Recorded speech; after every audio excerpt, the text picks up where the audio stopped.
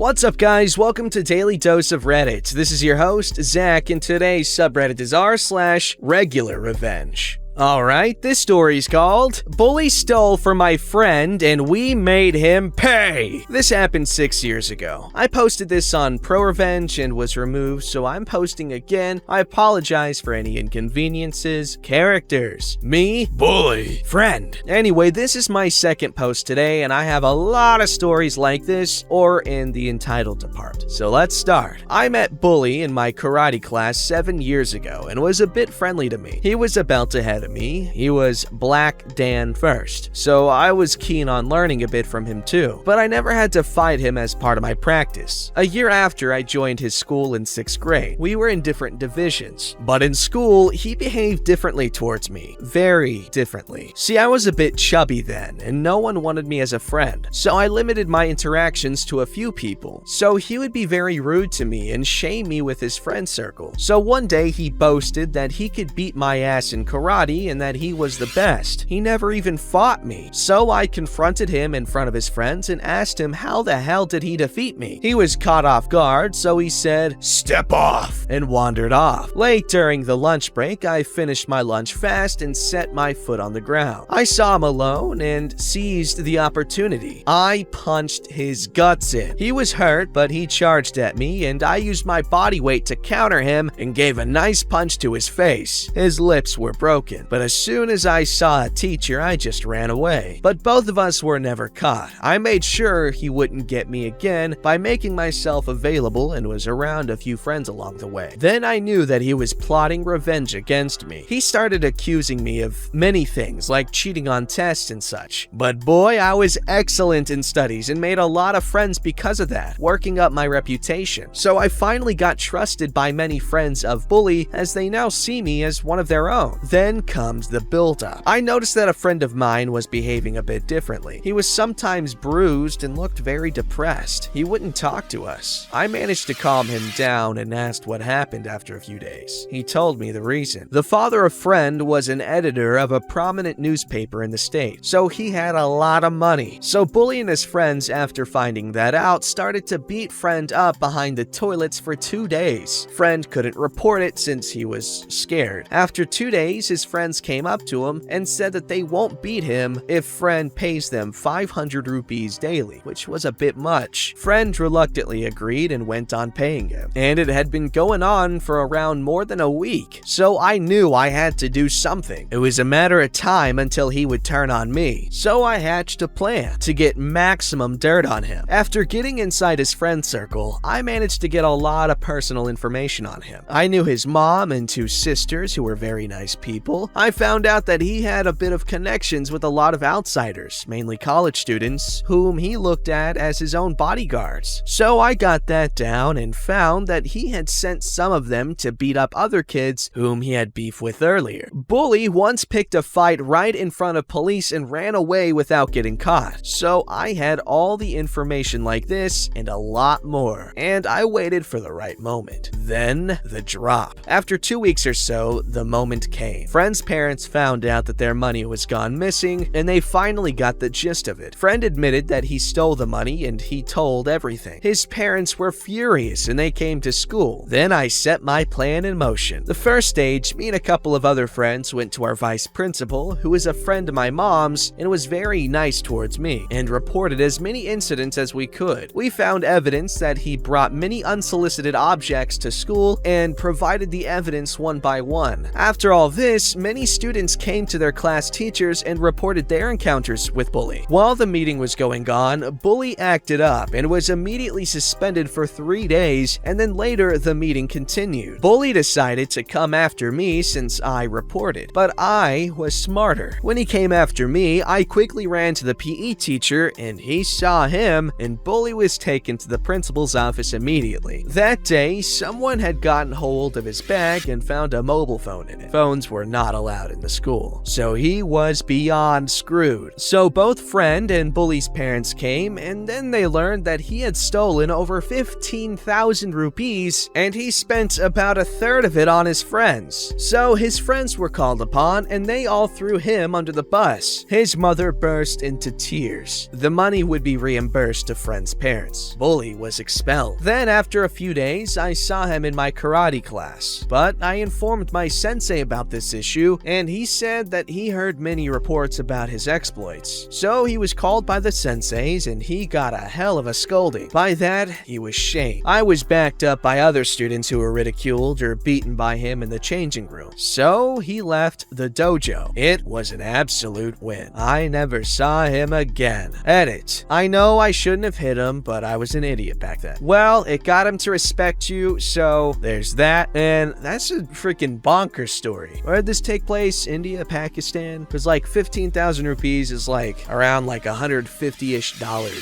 if it's in Pakistani rupees. Maybe a bit less, but between 100 and 150. Alright, this story's called Mean Teacher and the Notebook Drama. I had a teacher in middle school that was just a rude, mean lady. She was extremely bossy. It was her way or no way at all. She made us get a composition notebook to write all assignments and notes in it for her class, with a table of contents in front showing what assignments and notes are on what page. Ooh, that sounds so organized. Now don't get me wrong, I understand that some teachers want all their stuff in one folder or binder or notebook or whatever, but in her case, it was just her need to be bossy and make things complicated for the students. Because all of our assignments and notes were in one composition notebook, we had to tear out some pages to turn them into her to grade, then she would have us staple them back into the notebook. It was horrible, and you couldn't really study because it was just a mess. Some people asked why we couldn't use a folder or a binder instead of this notebook, but the teacher said she liked the notebook, so we had to use them for her class. Yikes. Now, I just want to say that I'm one of those people that likes to have clean notes and organized stuff. If my notes are not organized and neat, I have no motivation at all to study them or go over them or anything. Basically, I would just write them down and never look at them again if they were messy. Because we had to use the notebook and I still wanted to get good grades, I made copies of every assignment and note and put them in a separate binder for me to use and study. It was a little tedious to make copies of everything in her class, but it was the only solution I had to the problem. My teacher eventually found out and scolded me for trying to get around her rules. I tried to explain that I needed/wanted to do this so that I would have the motivation to study. I guess she got offended that her notebook was not motivation enough. She made a big deal out of it and called my parents and a meeting with the principal to discuss my rude behavior. She lied and said I was disruptive in class and didn't want to follow the rules. My parents tried to argue with her because I was a shy and quiet kid, but principal sided with the teacher, not us, which I was not surprised by because my school is snooty and would turn a blind eye to a lot of things. I got a write-up and had to agree to follow the teacher's rules, so I did. I stopped making copies and using my binder. My good grades started falling further and further. Another meeting with my parents and the principal was called to talk about my bad grades. I explained my reasoning and the situation with the notebook. The teacher argued, saying that I was probably autistic and an intellectually disabled individual. Yes, she did actually use that word in language. No, I am not autistic or anything like that. The principal reprimanded her for using that type of language. This time, the principal actually listened to me. An investigation into the teacher and her classes began. During the next couple of weeks, other teachers and administrators would visit the classroom on and off. In the first few days, my teacher acted nice and was the perfect teacher, but I guess the act was too much for her and she started showing her true colors. By the end of the investigation, it was proven that most of the students, if not all of them, were having problems in her class, mostly because of her notebook. She was forced to stop making us use the notebook and let us take notes and do assignments like any other class. I still had problems with that teacher the whole time in middle school. Even if I wasn't in her class anymore, she would see me in the halls and give me a mean, nasty look. You know what, OP? You did a good thing here. You changed a stupid teacher's stupid policy, and you know what? I'm pretty sure everyone was better off for it, so good freaking job.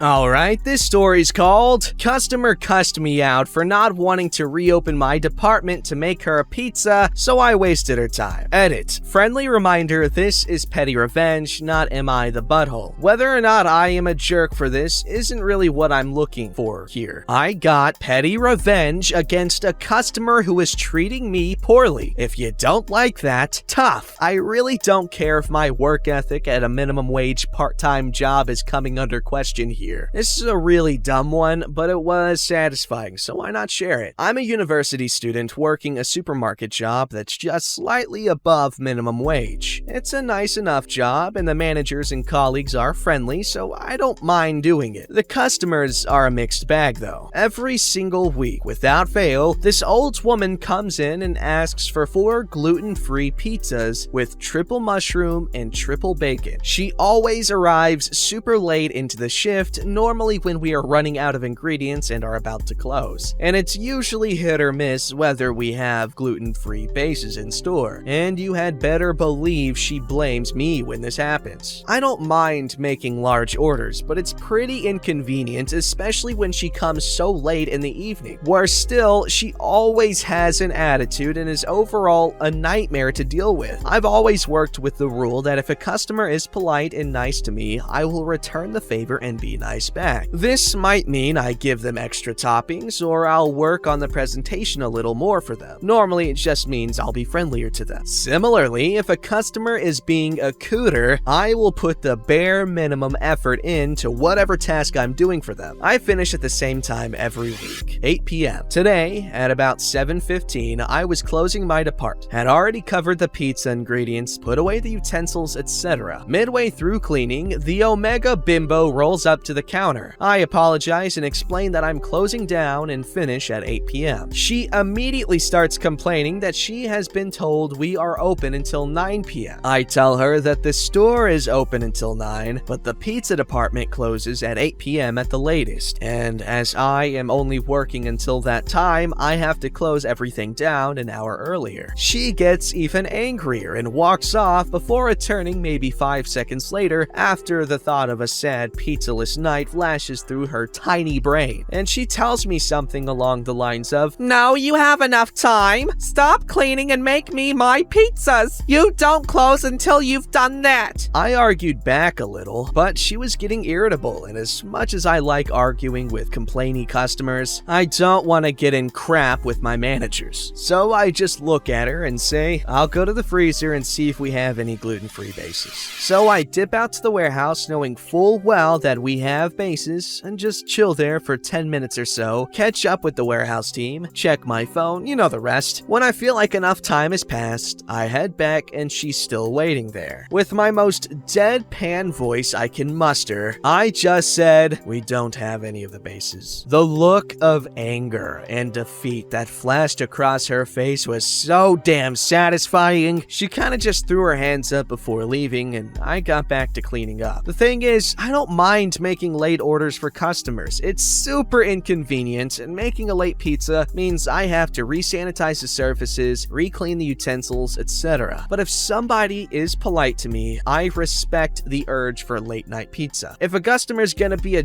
Richard though, there's no way in hell I'm gonna make that pizza. I will go out of my way to make sure they can't have it. Hope you enjoyed hearing about this. If anything else like this happens, I'll share it here. One thing I'm gonna say here is that honestly, if she comes there every week without fail for the same order, it might help to have some stuff set aside for her, because like, that's pretty good business. But if she's being rude, then yeah. I don't know, do you guys think it was justified, or was that just being a bad employee? I mean, I guess it was on an objective level, but I honestly don't think it's that bad. But I guess to a lot of people, especially those who might own a pizza shop, that might irk them. Who knows? You guys do in the comments. Whoop! Alright, this story's called Company Directors Get to Experience Some Christmas Spirit. I work in the retail distribution sector. Every year at Christmas, the CEOs and directors send emails out to the staff who they just forgot had to work through all of Christmas because of them. The email is basically, yeah, it's been a hard year for all. Everyone is doing well now. Me and my family are screwing off to the Bahamas or somewhere fancy for a much needed break. And we all, for obvious reasons, hate it. Now, after this mess of a year, we all realize that, oh, they aren't allowed to travel or anything this year. Worse is that all the CEOs, because of a business deal they made, now all have to work. And for the first year in 11 years, we are off for all of Christmas. Plotting intensifies. So what happened? A thread email was created with everyone in the distribution center who has a work email tagged and sent to the CEOs and directors. And this email thread contained pictures of people's dinner, pictures of family time, everyone's plans for Christmas and New Year with updates like, gonna treat myself to a daytime nap, might splash out and get drunk at 6 a.m. Just really random updates for people's plans for Christmas. All under the falsehood of spreading work morale and positivity, so no one gets any crap for it. 5 CEOs and directors send this email every year. We'll now open their email to have every single warehouse colleague with an email telling them their plans for Christmas. And my boss who created the thread's post was a family picture holding drinks with the caption, "It's no Bahamas, but it's good enough for me."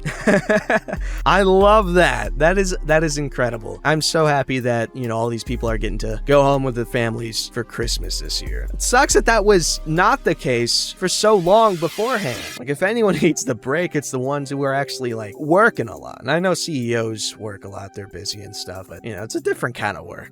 Don't forget to like, subscribe, and hit that bell to never miss an episode.